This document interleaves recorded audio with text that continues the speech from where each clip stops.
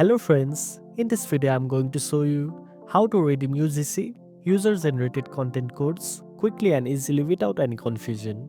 First of all, open your browser and go to the official site www.roblox.com/redeem where UGC codes are officially redeemed.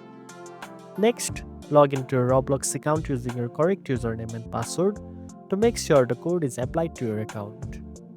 Once you are logged in, you will see a box labeled code on the redeem page. This is where you need to enter the UGC code you have. Now, tap in the code exactly as it was given to you. Be careful to avoid spaces or typing errors, as even a small mistake can make the code invalid. After entering the code, tap the redeem button just below the input box. If the code is valid, you will see a green confirmation message and the UGC item will be added to your inventory instantly. If the item doesn't show up right away, simply refresh your inventory or close and reopen the app to check again. And that's it. Now you know how to redeem UGC codes. If you found this video helpful, don't forget to like, share and subscribe for more tech tips.